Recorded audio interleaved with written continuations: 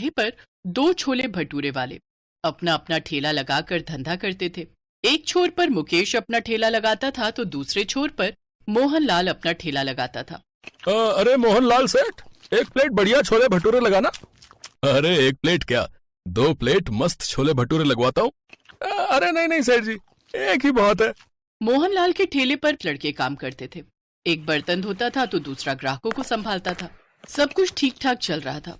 इतने में मोहनलाल ने ठेले पर काम करने वाले लड़के सोनू को एक जोरदार तमाचा मारा। ग्राहक चौंक गए।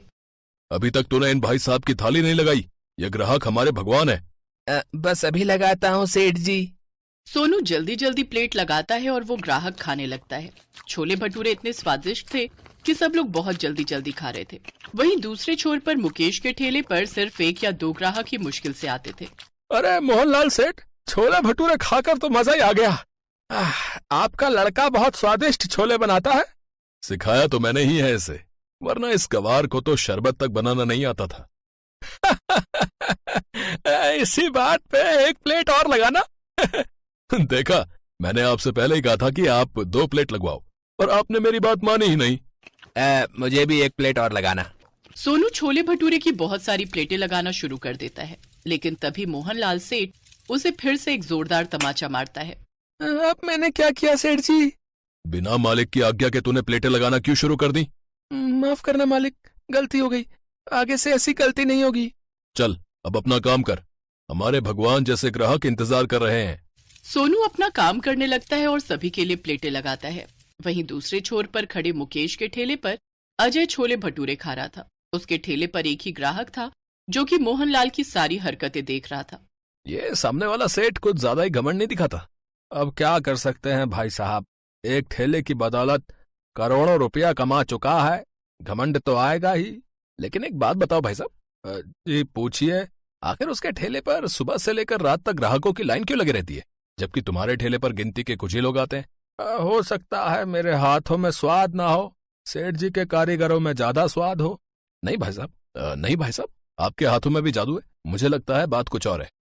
तो इस तरह से मुकेश थोड़ा बहुत ही कमा पाता था और मोहनलाल हजारों रुपए हर दिन कमाता था। वहीं मुकेश का धंधा इतना मंदा पड़ गया कि उसकी दुकान बंद होने की नौबत आ गई। एक दिन एक बूढ़ा भिखारी मोहनलाल के ठेले पर आता है।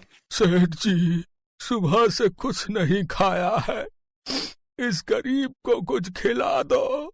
सेठ मोहनलाल उस भिखारी को गुस्से से देखता है और 1 रुपए का सिक्का निकालकर उसके मुंह पर मार देता है। ये ले पकड़, अब भाग यहाँ से। 1 रुपए में तो बिस्कुट भी नहीं मिलेगा सेठ जी।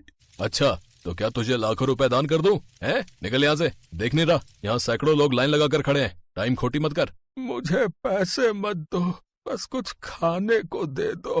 तो पैसे निकाल और छोले भटूरे खा ले। अगर मेरे पास पैसे होते तो आपके सामने भीख क्यों मांगता सेठ जी? आपकी दुकान का नाम करोड़पति छोले भटूरे वाला है। थोड़ा सा आप मुझे भी खिला दोगे तो आप गरीब नहीं हो जाओगे। इतने में सेठ अपने दूसरे लड़के को जोरदार तमाचा मारता है। तो इतनी देर से देख रहा है कि ये 2 कौड़ी का भिखारी मुझसे बहस कर रहा है और तू चुपचाप तमाशा देख रहा है। भगा इसको यहाँ से। वो लड़का भिखारी के पास जाता है और चुपके से उसके कान में बोलता है, बाबा आप यहाँ से चले जाओ, वरना आपके चक्कर में मेरी नौकरी चली जाएगी। वैसे भी आजकल बेरोजगारी इतनी है कि नया काम मिलना बहुत मुश्किल हो गया है। मैं अपने सेठ की तरफ से आपसे माफी मांगता हूँ बाबा। कोई बात नहीं बेटा, तुम सब लड़के एक दिन बहुत तरक्की करोगे। तुम लोगों की वजह से ही तुम्हारा सेठ करोड़पति बना है। खैर मैं चलता हूँ। वो भिखारी वहाँ से सीधा मुकेश के ठेले पर चला जाता है।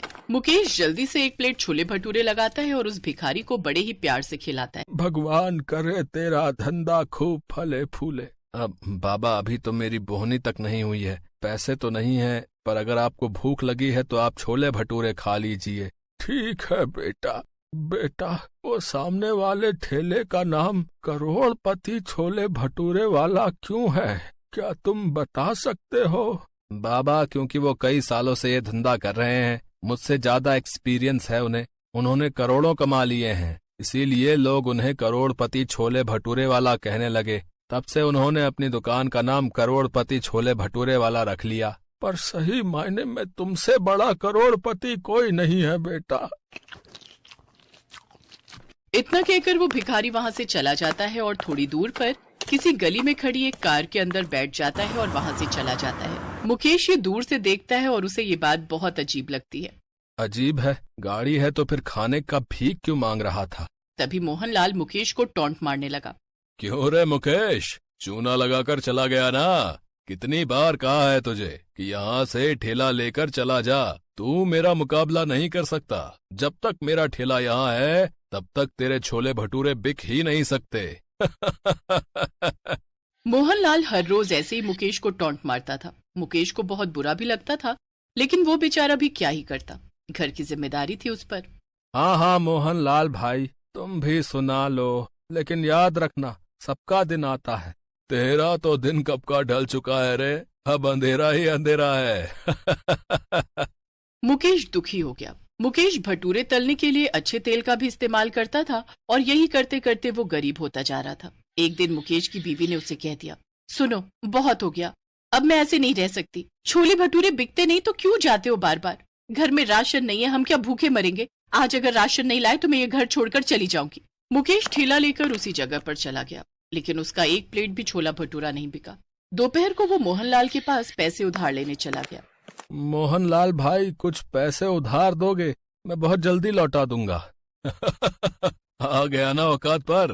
अरे जा जा भाग यहाँ से, मैं अपने सगे बाप को भी उधार नहीं देता, तुझे क्या दूंगा? मुकेश का मोहनलाल ने बहुत अपमान किया। मुकेश अब हौसला खो चुका था। तभी वहाँ वो गाड़ी आकर रुकी। उस दिन वो भिखारी जिस गाड़ी में बैठकर चला गया था, उस गाड़ी से एक सेठ बाहर निकला। वो सेठ सूट बूट में था। उसे देखकर ही लग रहा था कि वो सिर्फ करोड़पति नहीं, अरबपति है। मोहनलाल ने सोचा कि वो अमीर सेठ उसी के ठेले पर आ रहे थे, लेकिन वो सेठ मुकेश के पास चले गए। पहचान रहे हो मुझे? मैं वही हूँ जो उस दिन भिखारी के रूप में आया था। अरे हाँ हाँ, आप तो बड़े साहब निकले, लेकिन मेरे पास क्यों आए हो सेठ? और उस दिन वो भिखारी बन के? बताता हूँ। असल में मैं एक बहुत बड़ा बिजनेसमैन हूँ, बहुत सारा बिजनेस है मेरा। अब मैं छोले भटूरे का फ्रेंचाइजी खोलना चाहता हूँ, लेकिन छोले भटूरे के बारे में मैं कुछ नहीं जानता। इसीलिए मैं उस दिन छोले भटूरे खाने निकला था। भिखारी के रूप में इसलिए निकला था क्योंकि गरीब बनकर ही लोगों के नियत का पता चलता है। मैं घमंडी लोगों के साथ व्यापार नहीं करता। तुमने मुझे प्यार से खाना खिलाया, इसीलिए मैं तुम्हारे साथ पार्टनरशिप करना चाहता हूँ। लेकिन मेरे छोले भटूरे से ज्यादा स्वादिष्ट तो मोहनलाल सेठ के छोले भटूरे हैं। वो पुराना तेल इस्तेमाल करता है, साथ में कुछ ऊट पटांग चीजें भी डालता है, जिससे हेल्थ खराब होती है। मेरी दुकान में अमीर लोग खाने के लिए आएंगे, उन्हें टेस्ट के साथ साथ हेल्थ भी चाहिए। मुकेश अब राजी हो गया, उसे बस देखभाल करनी थी। सेठ ने उसी वक्त उसे लाखों का चेक दिया और कुछ ही दिनों में वहीं पर छोले भटूरे का एक चकाचक दुकान खुल गई। साथ ही साथ पूरा शहर छोले भटूरे की नई ब्रांड से छा गया। मुकेश करोड़पति बन गया और मोहनलाल सेठ की कमाई बंद हो गई। इस तरह अंत में सच्चाई, ईमानदारी और मेहनत की जीत हुई। सोनपुर गांव